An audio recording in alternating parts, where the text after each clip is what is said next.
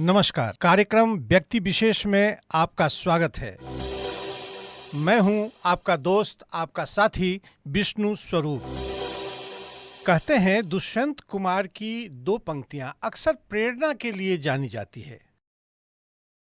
कौन कहता है आसमां में सुराख नहीं हो सकता? कौन कहता है आसमां में सुराख नहीं हो सकता? एक पत्थर तो तबीयत से उछालो यारो। यह पंक्तियां प्रेरणा देती है और यह बताती है कि अगर आपके अंदर कोई जज्बा है, जुनून है, तो कोई भी काम आपके लिए असंभव नहीं है। कुछ ऐसी ही बातों को चरितार्थ करती है सहरसा नया बाजार के रहने वाले और बॉलीवुड का जाना पहचाना चेहरा और साथ ही साथ आपका चहेता राहुल सिन्हा जी के साथ, जो हमारे साथ आज मौजूद हैं स्टूडियो में। और ये कार्यक्रम व्यक्ति विशेष में उनका हम स्वागत करते हैं। राहुल जी, आपका स्वागत है। Thank you so much sir.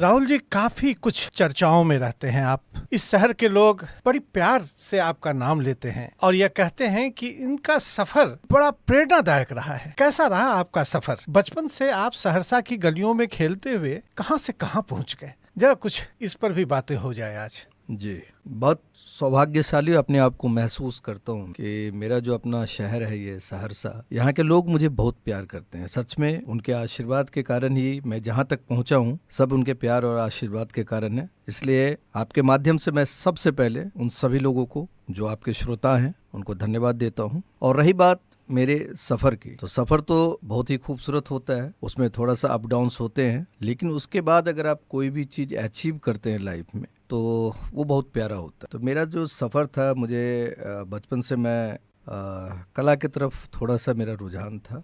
फिर मैं थोड़ा बड़ा हुआ तो रंगमंच से जुड़ गया। सहरसा में प्रयास रंगमंच संस्था था, उस संस्था के तहत मैं नाटक करने लगा। उसके बाद एक संस्था और था आह्वान नाट्य संस्था, तो उसमें हम लोगों ने काफ़ी सारे प्लेस वगैरह किए, नाटक वगैरह किए। तो मेरी जो शुरुआत है वहीं से शुरू हुई। ये कलाकार के रूप में आपकी शुरुआत है, लेकिन मैं चाहता हूँ आपको कुछ पीछे की ओर ले जाऊँ, आपके बचपन की बात करूँ। लेकिन राहुल जी, मैं इससे पहले आपके पसंद का एक गीत अपने श्रोताओं को सुनवा देना चाहता हूँ, और उसके बाद आपके बचपन के सफ़र को भी हम अपने श्रोताओं तक पहुँचाएंगे। क्या सुनवाना पसंद करेंगे आप हमारे श्रोताओं को? मुझे कुछ गाने बहुत पसंद है, जिसमें से एक है प्यार भरे दो शर्मीले नैन। वाह, बहुत बढ़िया। प्यार भरे दो शर्मीले नैन,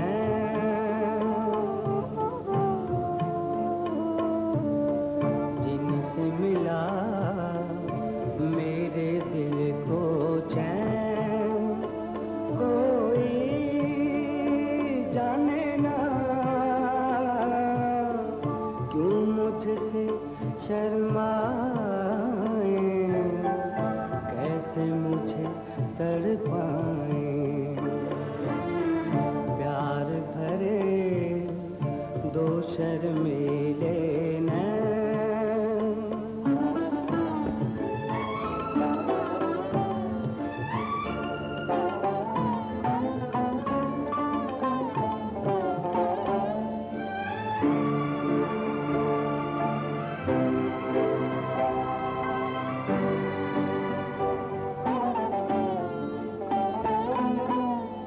दिल ये कहे गीत मैं तेरे गाऊं, तू ही सुने और मैं गाता जाऊं। तू जो रहे साथ मेरे, दुनिया को ठुकराऊं, तेरा दिल बहलाऊं। प्यार भरे दो शर्मीले नैन।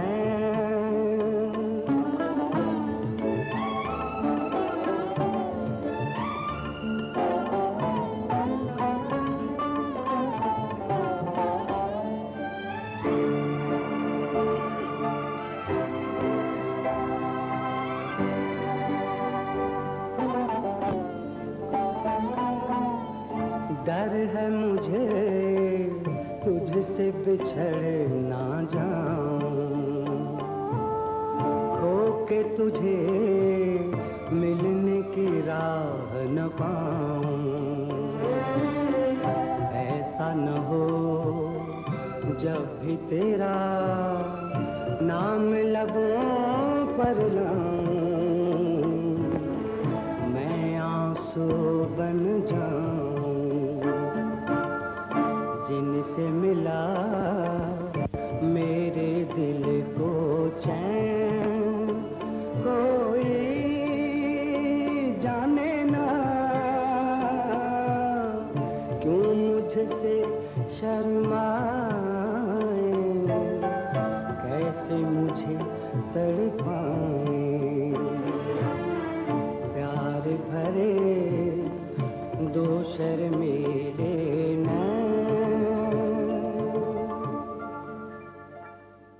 आज हमारे साथ स्टूडियो में मौजूद हैं बॉलीवुड के एक चर्चित चेहरे के रूप में अपनी पहचान बनाने वाले राहुल सिन्हा जी। हिंदी, मैथिली, भोजपुरी ये भाषाओं के किसी विवाद से परे हैं और इनकी अभिनय जबरदस्त है। इसलिए आज हमारे स्टूडियो में मैं चाहता हूं कि राहुल जी आप अपनी सभी यात्राओं विस्तार से हमारे श्रोताओं को बताएं। खासकर आप जब सहरसा में थे तो आपकी पढ़ाई लिखाई कहाँ से हुई? मेरी पढ़ाई लिखाई सहरसा से हुई। सहरसा में एक स्कूल था पहले, सरस्वती बाल विद्यालय। तो मेरी जो कॉन्वेंट की पढ़ाई हुई है वो सरस्वती बाल विद्यालय में हुई। उसके बाद 8 से लेकर 10 तक की पढ़ाई मेरी जिला स्कूल सहरसा से हुई, वहीं से मैं पास आउट हूँ।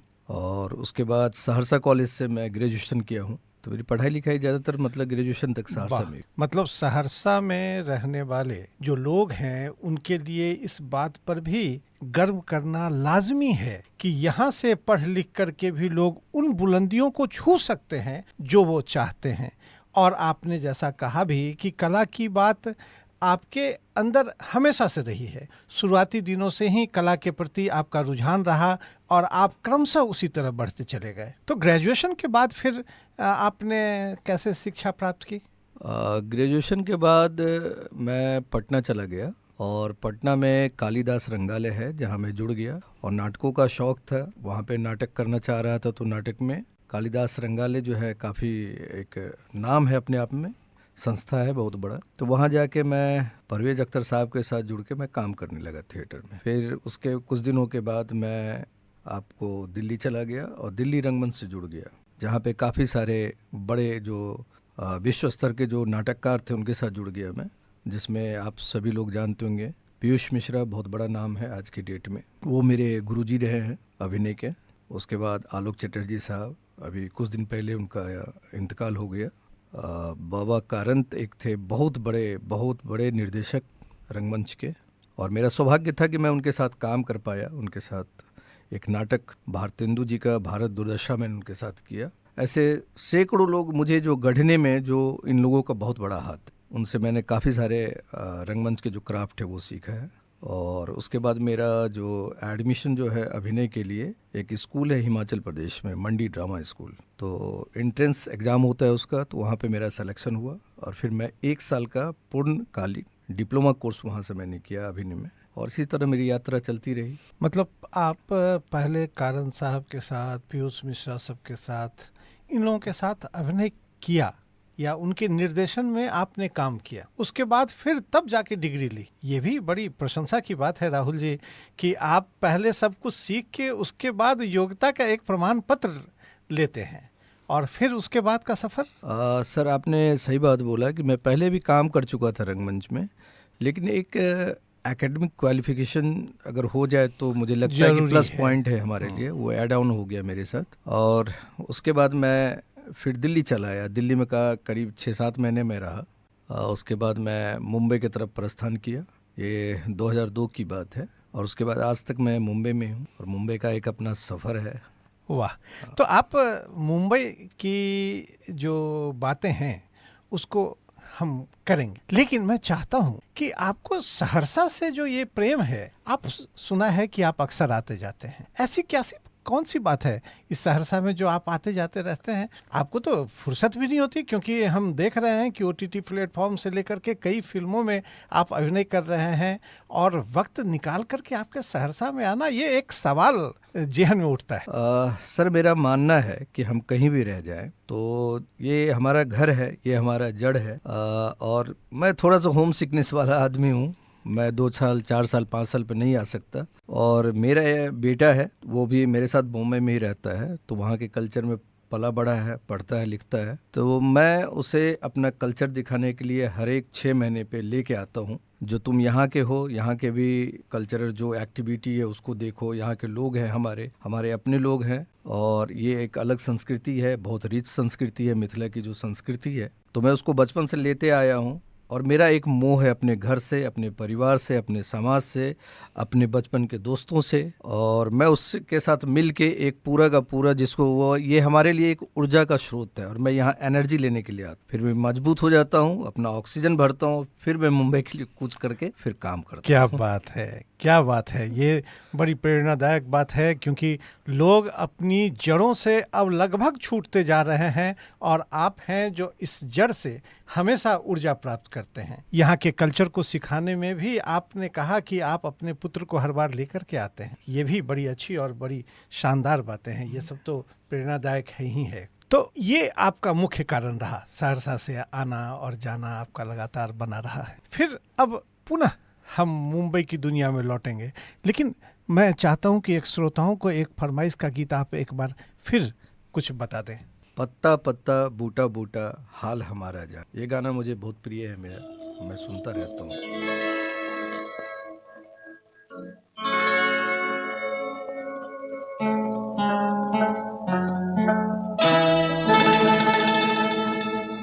पत्ता पत्ता बूटा बूटा हाल हमारा जाने है। पत्ता पत्ता बूटा बूटा हाल हमारा जाने है। पत्ता पत्ता जाने न जाने गुल ही न जाने, बाग तो सारा जाने है। पत्ता पत्ता बूटा बूटा हाल हमारा जाने है। पत्ता पत्ता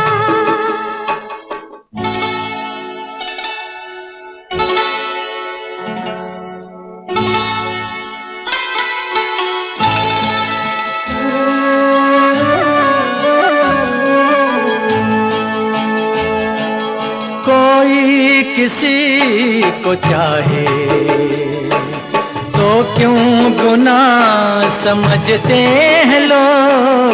कोई किसी की खातिर तड़पे अगर तो हंसते हैं लोग। बेगाना आलम है सारा, यहाँ तो कोई हमारा दर्द नहीं पहचाने हैं। पत्ता पत्ता बूटा बूटा हाल हमारा जाने है। पत्ता पत्ता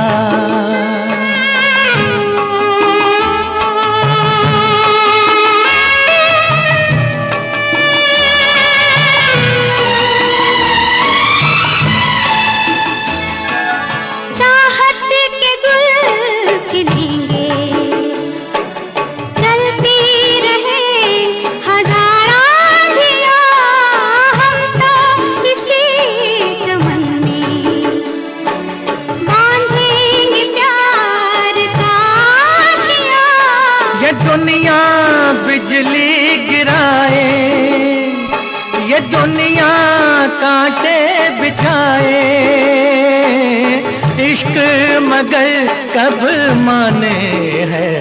पत्ता पत्ता बूटा बूटा हाल हमारा जाने है। पत्ता पत्ता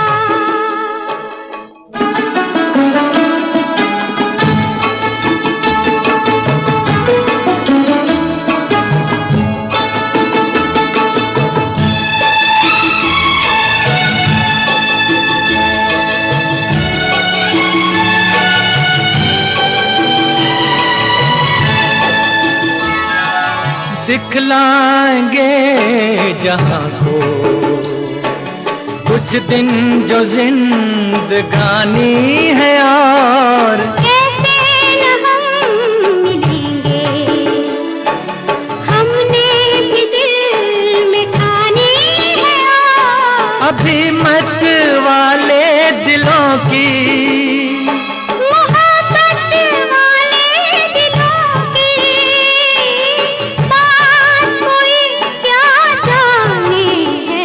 पत्ता पत्ता बूटा बूटा हाल हमारा जाने है।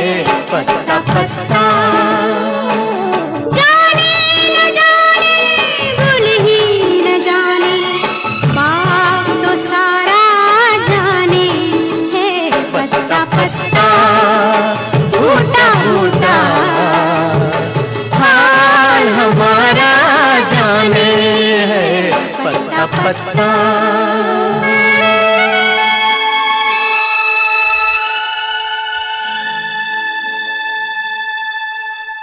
मैं देख रहा हूँ राहुल जी कि आपकी पसंद कुछ ऐसे व्यक्तित्व की ओर इशारा करती है जिसके अंदर में पूरा समाज समाहित है, प्रकृति समाहित है, अभिनय है, कला है, सब कुछ है। ये मिला जुला जो स्वरूप है आपका, इसको आप अभिनय से कैसे जोड़े? आपने कौन सी ऐसी फिल्म की पहली बार जो आपको लगा कि ये करना चाहिए हमें?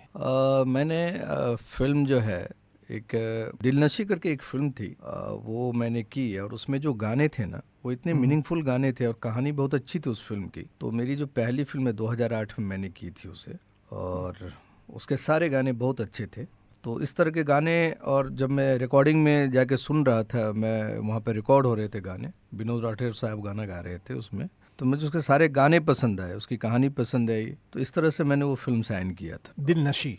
दिलनशी। ओ, यहाँ से आपके फिल्मों की शुरुआत हो जाती है। उसके बाद का फिर कैसे रहा सफ़र? फिर आपने कहाँ कहाँ अभिनय किया, कैसे निर्माता निर्देशकों के साथ आपकी रही? कुछ ऐसे संस्मरण भी हमारे श्रोताओं को आप सुनाएं। हाँ, जब मैं मुंबई गया तो मैं स्टूडियो जाता था, स्टूडियो वो दौर था जहाँ पे फिल्मों में करीब 15-16 गाना होते थे। हर एक फ्लोर पे किसी न किसी का गाना शूट होता था। हम लोग नए नए संघर्ष कर रहे थे उस टाइम में, तो लोग मिलते भी नहीं थे, लोगों को जानता भी नहीं था। अकेला मुंबई शहर में उतरा था और खुद ही संघर्ष कर रहा था। तो जहाँ भी जाता था सब गोरे चिट्टे लोग थे। मैं उस चेहरे में, वो जो एक सिनेमा इंडस्ट्री का जो वो चेहरा है, खूबसूरत चेहरा, लंबे मतलब कद और इस तरह के, तो उस तरह का मैं था नहीं। मैं एवरेज सा एक एक्टर, एवरेज लुक का एक्टर नहीं था। नहीं, ऐसा नहीं कह सकते, आप तो काफ़ी स्मार्ट आदमी हैं राहुल जी। हाँ, मतलब मानते हैं ऐसा, लेकिन वहाँ पे ये मायने रखता था उस टाइम में। तो हमारे लिए ना फिल्म में काम मिल रहा था, ना सीरियल में काम मिल रहा था। तो मिला जुला के 2-4 निर्देशक उस समय थे जो कि रियल बेस्ड स्टोरी पे कहानी बनाते थे। तो जिसमें कि आपको राम गोपाल वर्मा साहब थे, उसके बाद आपको एक चमकू फिल्म आई थी और शहर फिल्म आई थी, उनके डायरेक्टर थे कबीर कौशिक साहब। तो सबसे फर्स्ट ब्रेक जो मुझे मिला था फिल्मों में खास करके जी, तो इसी फिल्मों में मिला था। बाकी हम लोग जब जाते थे बहुत जगह तो हम लोगों को नॉट फिट सुनने का आदत हो गया था कि हम लोग यहाँ पे फिट नहीं है। बट मुझे लगता था कहीं ना कहीं कभी न कभी हम भी फिट कर जाएंगे इस इंडस्ट्री में। तो अभी आसमान काफ़ी नापना है, चल रहे हैं, सफ़र अच्छा है। तो जब इस तरह की आपको अक्सर नो सुनने को मिलता था तो आपको कभी ऐसा नहीं लगा कि भाई कहाँ काम करने आ गए, चलते हैं अपने ही घर, अपने ही वतन वापस? ऐसा हुआ नहीं कभी? बहुत बार हुआ क्या इस तरह से जो है बार बार जब नॉट फिट का वो सुनता था तो लगता था कि अब वापस चले जाते हैं। पता नहीं, एक मन के अंदर, एक अपने आत्मा के अंदर एक लगता था कि एक बार और कोशिश करते हैं।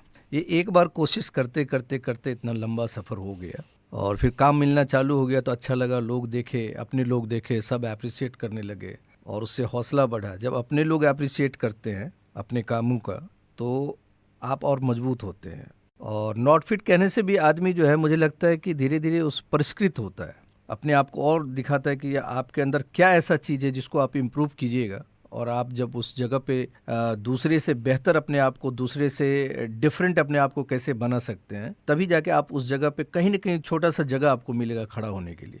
फिर लोग आपको रजिस्टर करने लगेंगे, फिर लोग आने लगेंगे, आपको काम देने लगेंगे, काम मिलने लगेंगे। तो मन में होता था कहीं कहीं कि मतलब इतना ज़्यादा होता था नॉट फिट कि लगने लगा था कि अब तो लगता है हम लोग के लिए काम ही नहीं इंडस्ट्री में। लेकिन फिर भी मन का एक आत्मबल था अपना जो रोक के रखा वहाँ पे, और धीरे धीरे काम मिलता गया। श्रोताओं, कोशिश करने वालों की कभी हार नहीं होती। यही बात अभी आपको हमारे अभिनय सम्राट, जो अभी अगर ऐसा हम कह रहे हैं तो कारण यह है कि सहरसा की भूमि से खड़ा हुआ शख्स बॉलीवुड में अगर अपनी मुकाम बनाता है और यह हमेशा सोचता है कि कोशिश करने वालों की कभी हार नहीं होती, तो ये बड़े प्रेरणादायक चीज़ हैं और इसे समझना भी चाहिए और सुनते रहना भी चाहिए। हाँ, बातों को हम आगे बढ़ाने से पहले मेरे सामने आपके पसंद के कुछ गीत और भी हैं, तो मैं चाहता हूँ श्रोताओं को एक गीत और सुनवा देता हूँ और फिर हम अपनी बातों को आगे बढ़ाते हैं।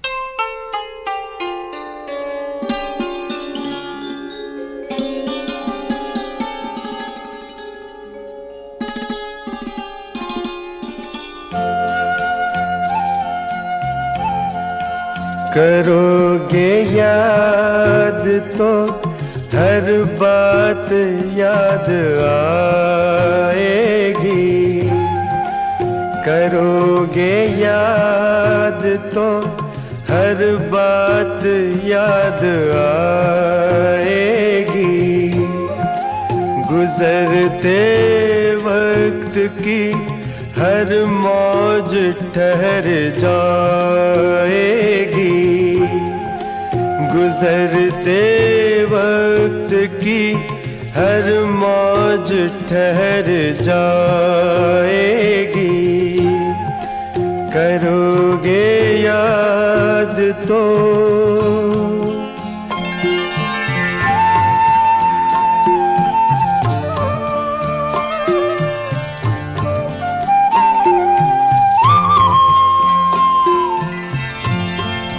ये चांद बीते जमानों का आईना होगा, ये चांद बीते जमानों का आईना होगा, भटकते अब्र में चेहरा कोई बना होगा, उदास राह कोई दास्तां सुनाएगी, उदास राह कोई दास्तां सुनाएगी, करोगे याद तो।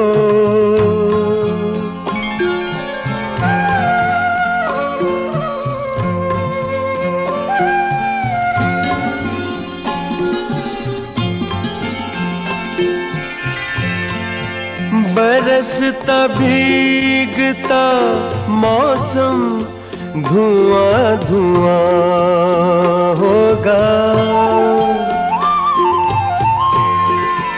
बरसता भीगता मौसम धुआं धुआं होगा, पिघलती शम्मों पे दिल का मेरे गुमां होगा, हथेलियों की ना याद कुछ दिलाएगी, हथेलियों की ना याद कुछ दिलाएगी, करोगे याद तो।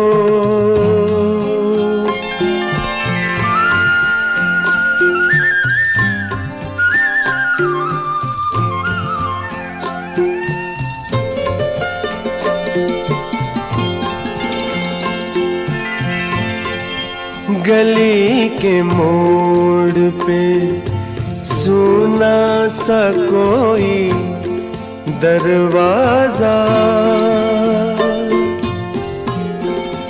गली के मोड़ पे सुना सा कोई दरवाजा, तरसती आँखों से रास्ता किसी का देखेगा, निगाह दूर तलक जाके लौट आएगी, निगाह दूर तलक जाके लौट आएगी।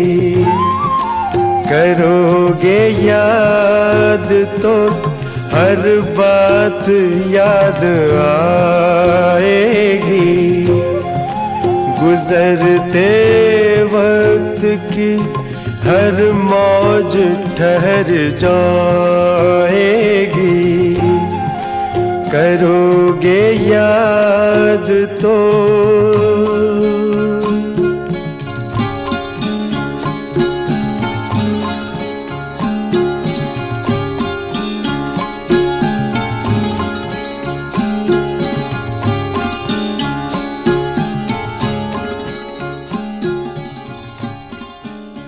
Radio east and west 88.4 FM पर आप सुन रहे हैं कार्यक्रम व्यक्ति विशेष।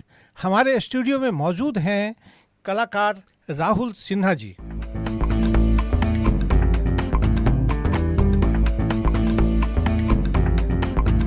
जिन्होंने मैथिली फिल्मों में भी जबरदस्त एक्टिंग किया है और साथ ही साथ ओटीटी प्लेटफॉर्म पर भी कई ऐसे इनके चर्चित सीरियल्स आए हैं। आजकल जो चर्चाओं में है और भारत सरकार के द्वारा वेब ओटीटी पर लॉन्च किया गया एक सीरियल उनमें से एक है जिसे सुभाष घई जी ने निर्देशित किया था। ये सीरियल है जानकी और इस सीरियल में बेस्ट एक्टर के रूप में भी राहुल सिन्हा जी नवाजे गए हैं। श्रोताओं, हम अपनी बातों को फिर आगे बढ़ाते हैं और एक बार फिर राहुल सिन्हा जी आपका स्वागत है।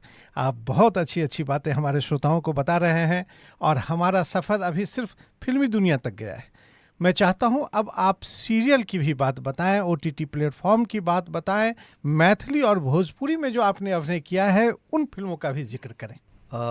मेरा मुंबई में सबसे पहला जो काम था वो सीरियल का ही था।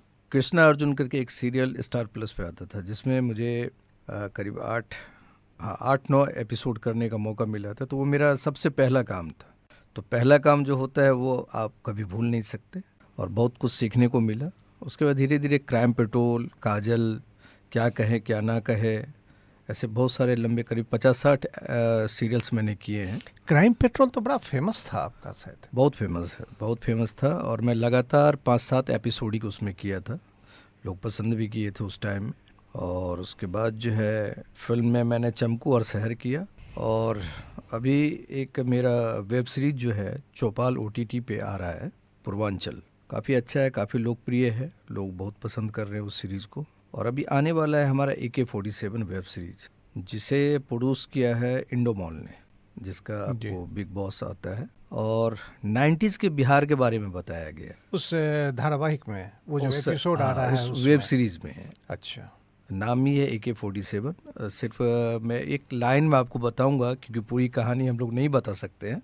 तो बिहार में जो क्राइम में सबसे पहली जो शुरुआत हुई थी AK-47 की, उसी ताना बाना पे पूरा का पूरा वेब सीरीज। तो बहुत ही बढ़िया सा वेब सीरीज है। अभी जून जुलाई तक वो आ जाएगी। एक फिल्म का नाम भी हमने सुना था, वो दिल नशी, ऐसा कुछ। हाँ, दिल नशी मैंने किया था। दिल नशी फिल्म में एज ए लीड मैंने काम किया था और काफ़ी अच्छी ट्रायंगल लव स्टोरी थी फिल्म।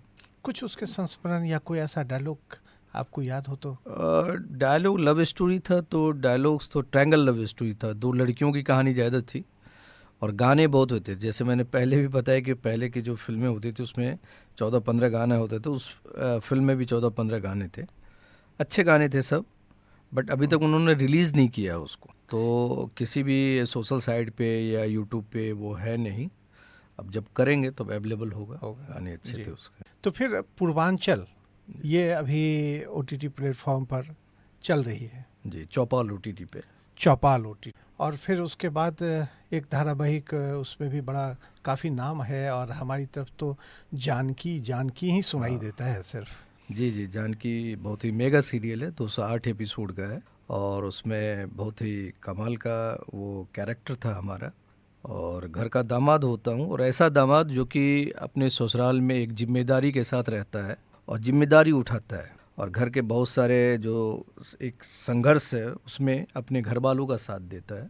सुभाष घई साहब का ये सीरियल था जो कि DD नेशनल पे अभी वेब्स OTT आया है, तो उस पे भी वो दिखाया जा रहा है, तो आप वहाँ देख सकते हैं।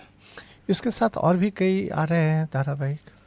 हाँ, इसके साथ एक सीरीज अभी आ रहा है, AK-47 आ रहा है, और वो जुलाई वगैरह में ऑन एयर हो जाएगा। वो मैथिली में क्या कुछ कर रहे हैं आप? मैथिली में मैंने एक बहुत ही अच्छी फिल्म की थी, बहुत ही बड़ी बजट की फिल्म की थी, जिसका नाम था सजना के अंगना में 16 सिंगार। तो मैथिली के जो सुप्रसिद्ध निर्देशक हैं मुरलीधर जी, उन्होंने अपनी दूसरी फिल्म सजना के अंगना में 16 सिंगार बनाया, तो as a lead character, as a hero मुझे उन्होंने साइन किया। बहुत अच्छी फिल्म थी वो। खास करके मैं थोड़ा सा दुखी होता हूँ कि अपनी तरफ एक कोसी एरिया और जो अपना इस तरफ ये पूरा मिथिलांचल और हाँ। सीमांचल मैथिली भाषाई लोगों का ही गढ़ है, और लेकिन- यहाँ नहीं लग। हाँ। लेकिन एक बात है राहुल जी कि मैं ये सोचता हूँ कि इस मैथिली फिल्मों का भविष्य ये कैसे है, कैसे देखते हैं आप? सर, मुझे लगता है मैथिली फिल्मों का, खासकर मैथिली इंडस्ट्री का भविष्य बहुत ही उज्जवल है, बहुत ही अच्छा है।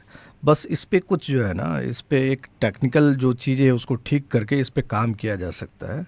अभी आप देखिए, हरियाणा 2.5 करोड़ या 3 करोड़ का पॉपुलेशन है, और वहाँ पे 2 बड़ा OTT चल रहा है। एक आपको चौपाल चल रहा है जिस पे मेरा सीरीज आ रहा है, दूसरा स्टेज करके एक OTT है, वो भी चल रहा है, और करोड़ों रुपया लोग कमा रहे हैं। लोगों के जो वहाँ पे जो लोकल लोग हैं उनको रोजगार मिल रहा है, वहाँ पे एक इंडस्ट्री डेवलप हो गई। और हमारे यहाँ कम से कम 8 करोड़ का पॉपुलेशन है मैथिली में, जहाँ की एक भी OTT नहीं है। आप सोचिए, अगर हमारे यहाँ 8 करोड़ में अगर एक भी OTT प्लेटफॉर्म आ जाए तो यहाँ के कलाकारों को कहीं बाहर जाने की भी ज़रूरत नहीं है सर।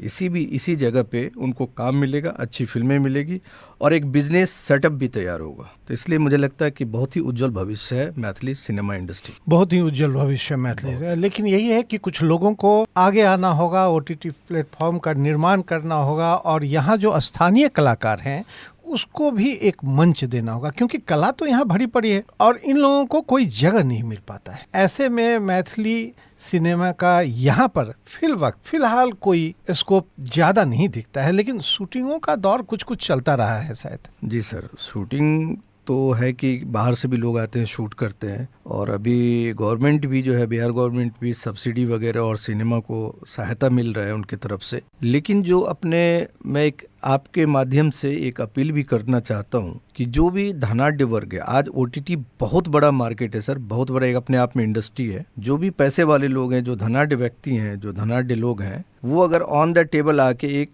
मैथिली में OTT क्रिएट करते हैं, एक बहुत बड़ा बिजनेस का सेटअप तैयार किया जा सकता है, और स्थानीय लोगों को तो जॉब मिलेगा ही मिलेगा, उसमें कलाकारों को भी जॉब मिलेगा। तो अगर ऐसा हो जाए तो मैथिली सिनेमा का भविष्य बदल सकता है। आपने भोजपुरी सिनेमाओं में भी काम किया है, कुछ उसके भी संस्मरण आप हमारे श्रोताओं को सुनाएं। मैंने एक फिल्म किया था भोजपुरी में, गंगा जैसन माई हमारे, जिसमें रवि किशन थे। लेंथ मेरा बहुत बड़ा नहीं था, बट इम्पोर्टेंट कैरेक्टर था। और दूसरी फिल्म एज ए हीरो किया था साची प्रीतिया हमारे। तो 2 फिल्म का अनुभव है हमारे पास। भोजपुरी इंडस्ट्री सर, मुझे क्या लगता है ना कि थोड़ा सा शिक्षित होना चाहिए। जो शिक्षित लोग मेकर अगर आते हैं फिल्म बनाने के लिए, क्योंकि भोजपुरी भी बहुत बड़ी भाषा का क्षेत्र को कवर करती है। और दूसरी बात, हिंदी फिल्म इंडस्ट्री के बाद अगर सबसे बड़ा किसी का मार्केट है इंडिया में क्षेत्रीय भाषा में, तो भोजपुरी का ही। और अच्छे लोग आए, पढ़े लिखे लोग आए, जो बहुत शीर्ष पे हैं भोजपुरी के, मेकर हैं, प्रोड्यूसर हैं, तो उन लोगों को आगे आना चाहिए, तभी ये इंडस्ट्री और बड़े लेवल पर डेवलप करेगा। क्योंकि सच में एक बहुत बड़ी इंडस्ट्री है सर भोजपुरी, बहुत बड़ी इंडस्ट्री है। मैथिली, भोजपुरी, इन सभी का बहुत बड़ा स्कोप दिख रहा है। लोग अगर आगे आए, OTT प्लेटफॉर्म का निर्माण करें, तो बहुत कुछ यहाँ के जो रंगमंच से जुड़े हुए लोग हैं, जो यहाँ अभिनय करना चाहते हैं, उन सबको प्लेटफॉर्म मिलेगा। राहुल जी, मैं चाहता हूँ कि एक गीत और अपने फरमाइश का आप हमारे श्रोताओं को क्या सुनाना चाहेंगे? वो बारिश की बूंदे, वो बचपन की यादें, जगदीश साहब। बहुत अच्छा, बहुत अच्छा।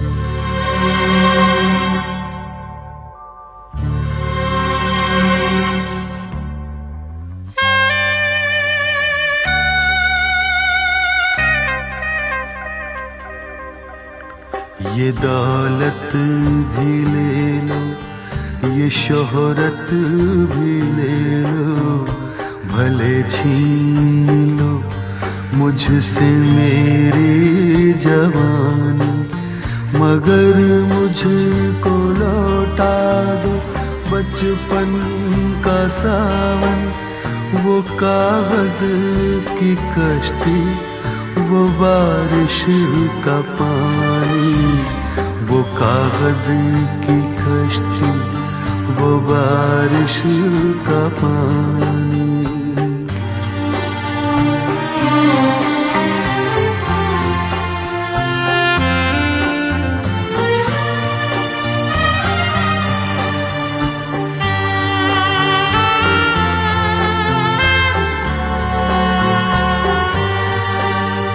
मोहल्ले की सबसे पुरानी निशानी, वो बुढ़िया जिसे बच्चे कहते थे नानी, वो नानी की बातों में परियों का डेरा, वो चेहरे की झुर्रियों में सदियों का फेरा, भुलाए नहीं भूल सकता है कोई, भुलाए नहीं भूल सकता है कोई, वो छोटी सी रातें, वो लंबी कहानी, वो छोटी सी रातें, वो लंबी कहानी।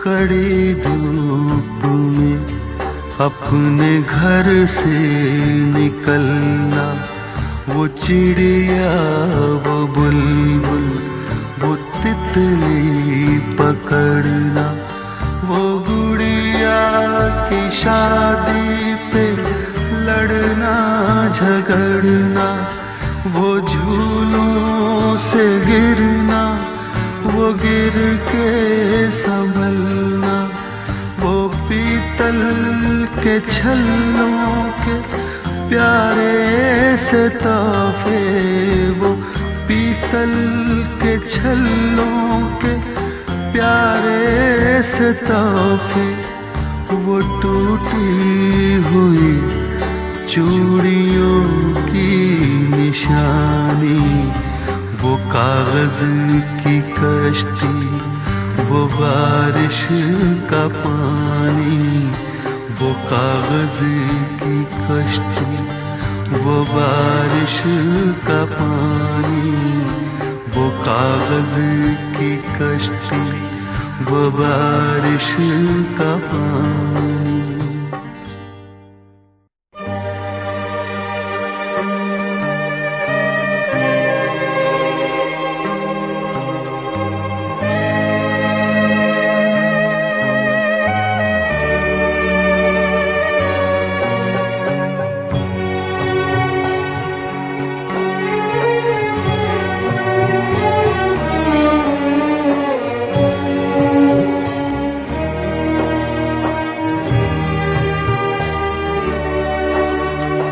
कभी रेत के ऊंचे टीलों पे जाना, घरौंदे बनाना, बनाकर मिटाना, वो मासूम चाहत की तस्वीर अपनी, वो ख्वाबों खिलौनों की जागीर अपनी। न दुनिया का गम था, न रिश्तों के बंधन, न दुनिया का गम था, न रिश्तों के बंधन। बड़ी खूबसूरत थी वो जिंदगानी, बड़ी खूबसूरत थी वो जिंदगानी, बड़ी खूबसूरत थी वो जिंदगानी, बड़ी खूबसूरत थी वो जिंदगानी। Radio east and west 88.4 FM पर पुनः एक बार राहुल जी आपका स्वागत है। मैं बार बार आपको स्वागत कहते हुए क्यों संबोधित कर रहा हूं जानते हैं आप? क्योंकि आप जो कुछ बता रहे हैं हमारे श्रोताओं को, आपको ये जान के ताज्जुब होगा कि OTT प्लेटफॉर्म के पैरेलल YouTube पर यहाँ के लड़के एक से एक बेहतरीन फिल्मों का एक सीरियल जैसा तैयार कर रहे हैं। वो अभी सामान्यतः YouTube के माध्यम से कर रहे हैं, लेकिन इसका इतना बड़ा स्कोप है और आप जो बता रहे हैं इससे इनके काम को विस्तार मिल सकता है। ये अपने आप में बड़ी बात है और ये आपकी जो बातें हैं वो इन्हें जरूर प्रेरित करेगी। इसलिए मैं बार बार आपका स्वागत करता हूं और कहता हूं, और ये रिक्वेस्ट भी आपसे समझ लें आप, क्योंकि राहुल जी आप बॉलीवुड से सहरसा और सहरसा से बॉलीवुड का सफ़र करते हैं। आपने मैथिली भी देखा, भोजपुरी भी देखा और हिंदी भी देख रहे हैं, तो एक पूरा का पूरा कंप्लीट अनुभव आपके पास है। इसमें आप आजकल के जो युवा हैं उसको कैसे कहेंगे, कैसे वो आगे बढ़े, कैसे इस पर, अगर OTT प्लेटफॉर्म अभी नहीं है, जब बन जाएगा तो यहाँ के लोग आगे बढ़ेंगे, लेकिन अभी क्या करें, कैसे करें, वो कैसे फिल्मों का निर्माण करें? बहुत अच्छी बात है। लोकल लेवल पे यूट्यूबर है काफ़ी सारे जो काम कर रहे हैं और मैं देखता भी हूँ, उनका प्रशंसक भी हूँ और मुझे अच्छा लगता है। तो मैं उनके लिए अभी इनसे पहले आपसे मुखातिब हो रहा था, बात कर रहा था, तो मैं बता रहा था कि एक OTT, अगर OTT प्लेटफॉर्म आता है और ये लोग जो बना रहे हैं, कर रहे हैं, उस सब एक जगह अगर आ जाते हैं तो ये बहुत बड़ा मार्केट का एक पूरा जो उसका स्वरूप जो तैयार होगा बहुत बड़ा होगा और रेंज भी बहुत बड़ा होगा और आपका जो रेवेन्यू है वो काफ़ी अच्छा हो जाएगा। और अगर वो इंडिविजुअल कर रहे हैं तो ये भी बहुत ही उनके तारीफ़ काबिल बात है कि आप इस जगह पे रिमोट टाउन में, जहाँ पे कोई एबिलिटी नहीं है आपके पास, और आप बढ़िया सा सीरीज़ आप बना रहे हैं या इस तरह का एक दो प्रोग्राम लेके आ रहे हैं, 2 मिनट्स 3 मिनट्स के वीडियोस लेके आ रहे हैं, तो मुझे लगता है कि जो क्रिएटिव लोग रहेंगे वो तो रुकेंगे नहीं, वो तो काम करते रहेंगे। जरूरी है इन सभी लोगों के साथ बैठ के बात करके, और अगर किसी को लगता हो कि मुझसे अगर कुछ जानना चाहे तो आपके माध्यम से वो मेरा कॉन्टैक्ट नंबर लेके मुझसे बात कर सकते हैं और मैं उसको सही गाइड करूँगा कि प्रोफेशनलिज्म क्या है और आप कैसे बनाना चाहते हैं। तो हो सकता है मैं इस दिशा में अच्छा उनके लिए कर जाऊँ, गाइड कर दूँ। बहुत अच्छी बात है, बहुत अच्छी बात है राहुल जी। लेकिन आजकल के समाज में एक बात है, एक प्रश्न चिन्ह जैसा समाज के सामने खड़ा है कि OTT जैसे प्लेटफॉर्मों पर वल्गैरिटी जो भाषा है वो मर्यादित नहीं होता है, ऐसे ऐसे आरोप लगते हैं OTT पर। आप इसके संदर्भ में क्या कहना चाहेंगे? देखिए, आपकी जो बातें हैं वो पूर्ण रूपेण सत्य है और मैं भी कभी कभी देखता हूँ इतने ज़्यादा हिंसा होता है उस पर, गाली गलौज, और आप सेमी पोर्न कर सकते हैं जो कि, और किसी को देखने के लिए रोक टोक है नहीं। सबसे बड़ी बात है कि मेरा अपना मानना है कि जिस तरह फिल्मों पे सेंसरशिप होता है, सेंसर लगते हैं, उसी तरह गवर्नमेंट को यूट्यूब या इस तरह के OTT इस पे भी लगना चाहिए, क्योंकि जो भी देख रहे हैं सबके हाथों में मोबाइल है। आज 10 साल के जो बच्चे हैं उनके पास भी मोबाइल है तो मेरा जो अपना मानना है कि इस पे एक सख्त कानून बने और इस पे एक सेंसरशिप आए। जब तक ये नहीं आएगा ये रुकने वाला नहीं है। इसको कोई इंडिविजुअल चाहेगा रोकना, नहीं रोक पाएगा। और भाषाएं भी बड़ा उटपटांग सी आती है। अगर हिंदी बोल रहे हैं, मैथिली बोल रहे हैं, भोजपुरी, मतलब भाषा कोई भी हो, उसके बोलने का जो तरीका है और उसमें जो गाली गलौज घुसा होता है, ये बड़ा समाज को कुछ अटपटा सा लगता है। इसमें सुधार शायद मैं समझता हूँ होना चाहिए। बहुत सुधार की ज़रूरत है सर। अगर इस तरह की भाषाएं होगी, और भाषाएं तो एनर्जी है, वो जाएगा बाहर समाज में, वो जिस तरह से प्रेषित होती है तो फिर लोग क्या है, आप उसी तरह से अडॉप्ट करेंगे अपने माइंड को, वो अपने संस्कार से अलग हट के काम करेंगे। तो भाषाएं तो क्रिएटिव चीज़ में भाषाएं का तो बहुत बड़ा इम्पोर्टेंट है। उसमें गाली गलौज होता है, किसी चीज़ में पर्टिकुलर एक गाली है, वो स्क्रिप्ट में है कि इसको गाली देना ही है तो गाली दीजिए, लेकिन उसको ठूसिए मत कि भाई गाली देंगे तभी लोग अट्रैक्ट करेंगे, वो मत कीजिए, उससे बोर हो जाएंगे। और मुझे लगता है धीरे धीरे ये बहुत कम दिनों का है, ये खत्म होने वाला है सब।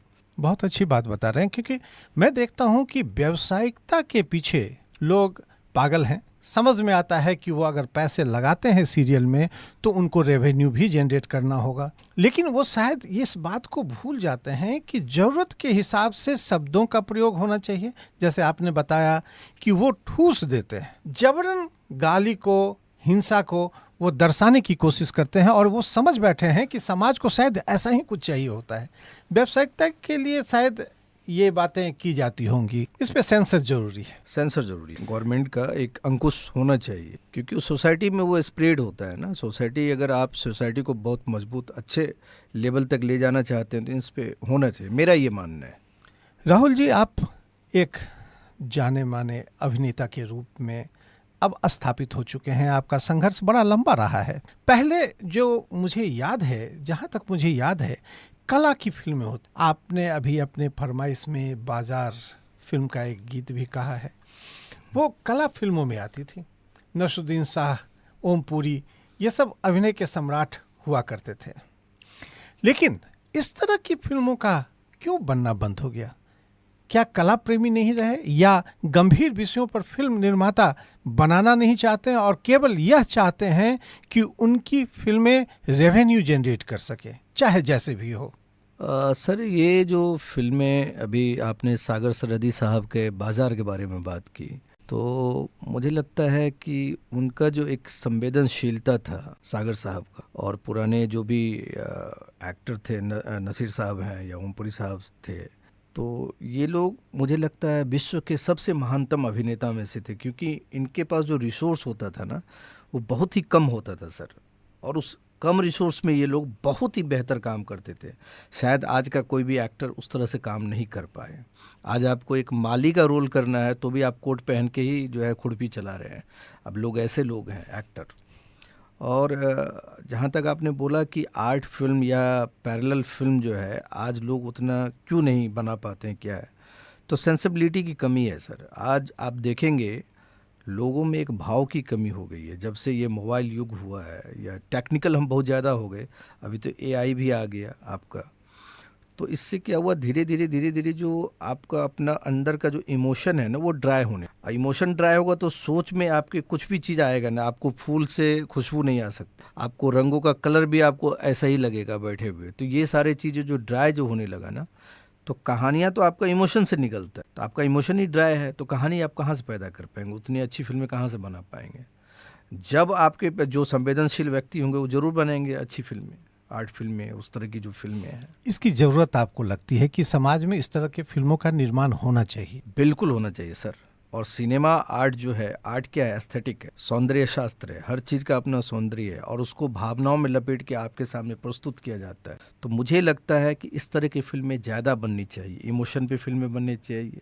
उसके बाद मैं तो जितनी भी फिल्में होती है ना, मुझे एक ईरान के डायरेक्टर हैं माजिद मजीदी साहब, उनकी बहुत सारी फिल्में, बरान है, कलर्स ऑफ पैराडाइज है, हेवन ऑफ चिल्ड्रंस है। आप उस फिल्म को देखिए, आप कोई एक्टर को पहचान ही नहीं पाएंगे। और एक मोमेंट है, छोटे छोटे मोमेंट है, वो आपको दिल में उतरता चला जाएगा। आप उस सिनेमा में, उस इमोशन में चले जाएंगे, जर्नी करने लगेंगे आप। ऐसी बहुत सारी फिल्में, अच्छी फिल्में हैं।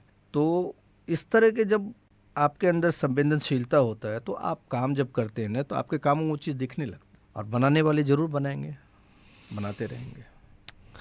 राहुल जी, फिर एक मैं चाहूँगा कि श्रोताओं को आप अपने फरमाइश का कोई गीत सुनवाएं। आता रहे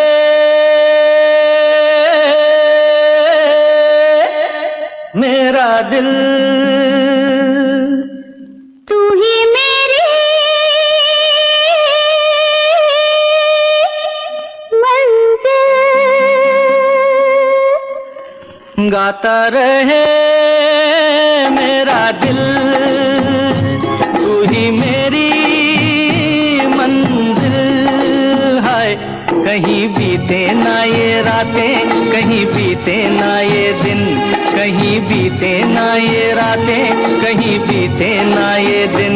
गाता रहे मेरा दिल, तू ही मेरी मंजिल। हाय कहीं बीते ना ये रातें, कहीं बीते ना ये दिन, कहीं बीते ना ये रातें, कहीं बीते ना ये दिन। गाता रहे मेरा दिल।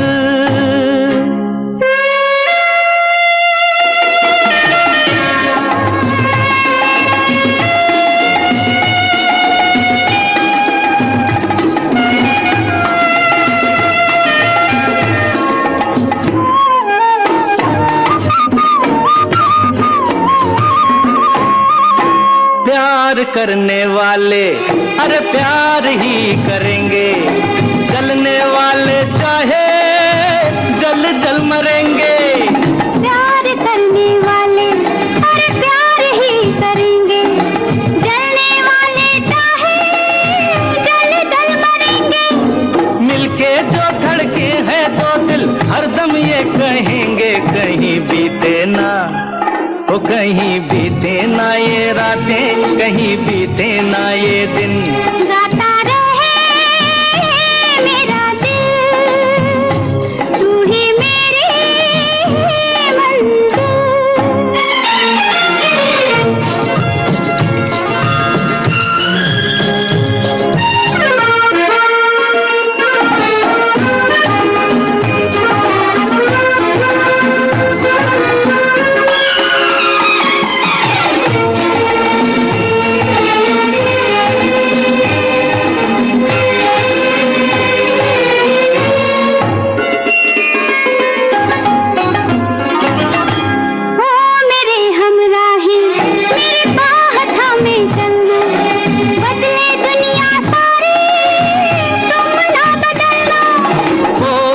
हमराही मेरी बाह थामे चलना, बदले दुनिया सारी तुम ना बदलना। प्यार हमें भी सिखला देगा, गर्दिश में संभलना, कहीं बीते ना, कहीं बीते ना ये रातें, कहीं बीते ना ये दिन। गाता रहे मेरा दिल, तू ही मेरी मंजिल।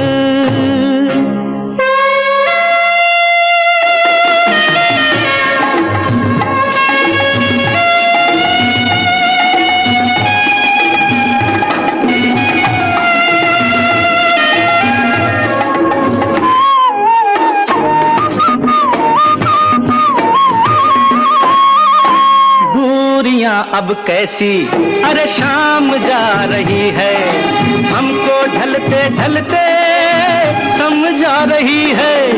दूरियां अब कैसी अरे शाम जा रही है, हमको ढलते ढलते समझा रही है।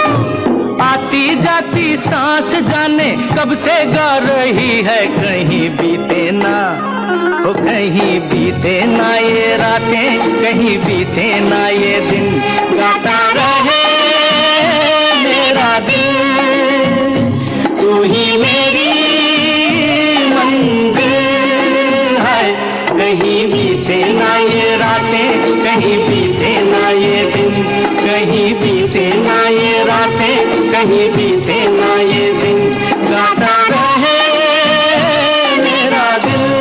Radio east and west 88.4 FM पर मैं हूं आपका दोस्त, आपका साथी विष्णु स्वरूप, और आप सुन रहे हैं कार्यक्रम व्यक्ति विशेष। हमारे आज के मेहमान हैं राहुल सिन्हा जी, अभिनेता और इस क्षेत्र से जुड़े हुए। राहुल जी, बातें बड़ी अच्छी हो रही है आपसे और बहुत कुछ सुनने और सीखने के लिए हमारे श्रोताओं को मिल भी रहा होगा। मेरे मन में एक सवाल आता है कि फिल्म इंडस्ट्री, उसमें अक्सर हमने सुना है कि फलना का बेटा, फलना का ये वो, उसी में जाते हैं जो उस इंडस्ट्री से जुड़े हुए हैं। आप सहरसा से बॉलीवुड का आपने सफ़र तय कर लिया। आपका ऐसा कोई बॉलीवुड से पुराना नाता नहीं है, तो फिर ऐसी कौन सी बात है जो ये कला की तरफ आप खींचे चले गए?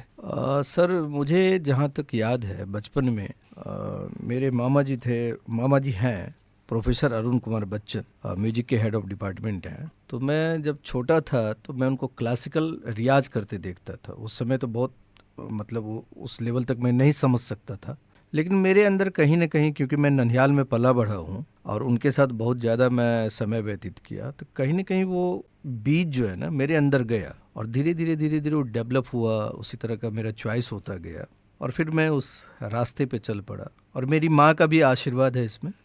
माँ भी गाना गाती थी, घर में सुनता रहता था या कहानियाँ बताती थी। तो कहानियाँ का जो एक विजुअल क्रिएट होता था ना, तो माँ के कहानियों से ही शुरू। माँ जब कुछ बताती थी तो मुझे विजुअल दिखता था। तो हो सकता है वो भी एक फैक्टर काम करता होगा मुझे उस तरफ जाने की। ये साबित कर रहा है कि आप एक काफ़ी संजीदा व्यक्ति हैं, इमोशनल भी हैं और अपने आसपास के परिवेश पर काफ़ी ध्यान रखते हैं। बहुत अच्छी बात बता रहे हैं। हमारे पास वैसे वक्त बड़ा कम है, झटपट से मैं आज चाहता हूँ राहुल जी कि आप एक और प्रश्न का उत्तर दे दें। और ये प्रश्न है कि अभी जो फिल्मों की दुनिया है, ये जो फिल्में चल रही है, चाहे किसी भी प्लेटफॉर्म पर हो या फिर 70 mm जैसे पर्दों पर चल रही है, इसका इम्पैक्ट, इसके जो प्रभाव हैं आजकल कैसे लोगों पर पड़ रहे हैं? सर, सिनेमा का प्रभाव जहाँ तक मुझे लग रहा है कि जब हम लोग कॉलेज टाइम में थे, बड़ा ही मैजिक था सिनेमा का, और ख़ासकर सिंगल स्क्रीन। अभी तो बहुत सारे मल्टीप्लेक्स भी हो चुके हैं और सिनेमा क्योंकि अब पॉकेट में आ गया है, सिनेमा आपके मोबाइल में आ गया है। तो जो सिनेमा का जादू था, जो प्रभाव था, वो 70 mm पे ही था। तो सिनेमा जैसे जैसे छोटा हुआ, टीवी पे आया, टीवी के बाद आपके मोबाइल पे आया, कंप्यूटर पे आया, लैपटॉप पे आया, तो उसका इमोशन भी उतना ही छोटा होता चला गया। मुझे मतलब मोहब्बत की दुनिया से उतरते हुए वो हिंसा की गलियों में कब भटक गया, ये कहना मुश्किल है शायद। हाँ, सिनेमा छोटा हो गया, लेकिन मेरा पूर्ण विश्वास है इस मामले में कि फिर से वही दौर आएगा। और इस बार जो सिनेमा निकलेगा, सिनेमा का जो जन्म होगा, अंकुरित जहाँ से होगा, वो गांव की कहानियों से और वो छोटे शहरों से होगा। वहाँ का सिनेमा पूरे फिल्म इंडस्ट्री पर राज करेगा। और आप देखिए, पंचायत अभी एक सीरीज आ रहा है, बहुत बढ़िया, गांव की कहानियाँ, इसलिए लोगों को पसंद। अभी एक आ रहा है दुपहिया करके, जो छोटे छोटे नुआंसेस है ना, उस पर जो कहानियाँ नेटिंग करेंगे और उस पर जो कुछ भी बनाएंगे, तो वो पब्लिक उसको हाथों हाथ लेने। इसलिए गांव से निकल के सिनेमा बहुत बड़े लेवल पे भी आने वाला है, ये मेरा अपना बिलीफ। बिल्कुल सही। मुझे भी लगता है कि लोग महानगर की जिंदगी से उब चुके हैं और ग्रामीण परिवेश में वो कुछ पाते हैं, संतुष्टि मिलती है उन्हें लगता है कि हम प्रकृति से जुड़ रहे हैं। शायद यह भी एक कारण रह सकता है। बिल्कुल सर। राहुल जी, हमें अपने बातों को विराम देना होगा और श्रोताओं से हमें इजाजत लेनी पड़ेगी। तो श्रोताओं, आप बने रहिए हमारे अगले कार्यक्रम पर और हमें और राहुल जी को दीजिए इजाजत। नमस्कार। नमस्कार।